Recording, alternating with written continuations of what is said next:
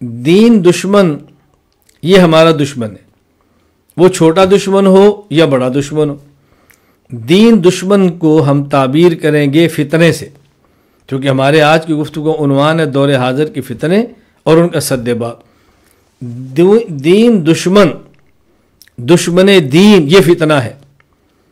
اب یہ دشمن دین فتنہ ہے، یہ فتنہ کبھی خارجی ہوگا اور کبھی فتنہ داخلی ہوگا، یعنی اس کے اندر کبھی فتنہ وہ ہوگا کہ جو مسلمان نہیں ہوگا اور حملہ آور ہوگا، اور کبھی وہ مسلمان ہوگا لیکن اس کے بعد نظریات کافرانہ تو نہیں مبتدعانہ ہوں گے، اس کی بعد دعوت کا رخ بہت غلط ہوگا، یہ فتنہ داخلی ہوگا۔ ایک ہے فتنہ خارجیہ اور ایک ہے فتنہ داخلیہ۔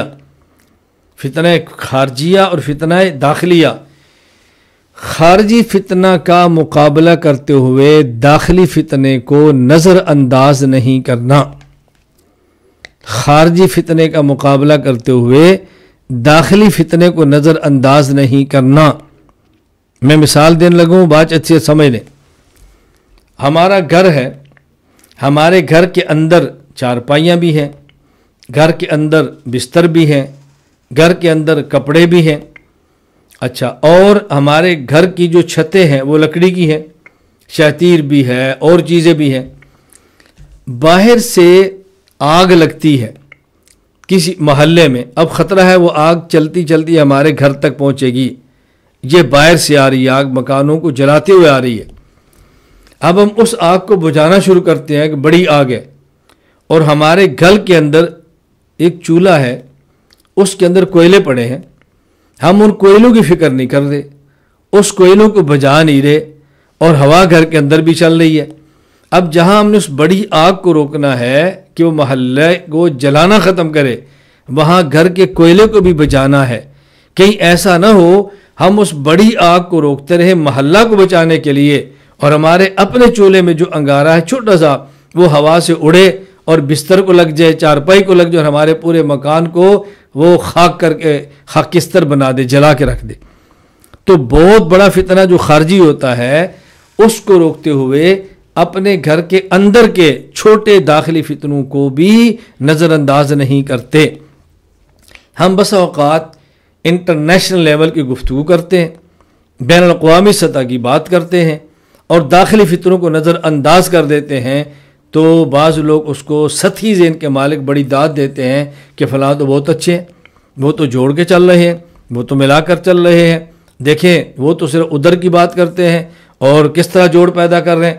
بھائی ہم جوڑ کے قائل ہیں، ہم جوڑ کو مانتے ہیں، امت کو اکٹھا لے کر چلنا چاہیے، لیکن اکٹھا لینے کا مطلب یہ نہیں ہے کہ اپنے بچے کسی اور کے حوالے کر دیں۔ اپنے بچوں کی حفاظت کریں، اپنی عورتوں کی حفاظت کریں، اپنے افراد کی حفاظت کریں، اپنے گھر کی حفاظت کرتے ہوئے ساتھ چلیں، یہ اجتماعیت ہے۔ اپنے گھر کو آگ لگا کے دوسروں کے ساتھ چلیں، یہ کوئی اجتماعیت نہیں ہے اور کوئی عقل مندی نہیں ہے۔ اس کو اچھی طرح ذہن نشین فرما لیں۔ میں عام فام اس دور کی مثال دے تو بات سمجھانے کے لیے، ہم جب گھر سے باہر نکلتے ہیں تو باہر نامحرم عورتیں ہیں، وہ کسی کی ماں ہے، کسی کی بہن ہے، کسی کی بیٹیاں ہیں، کسی کی بیوی ہے، نامحرم عورت۔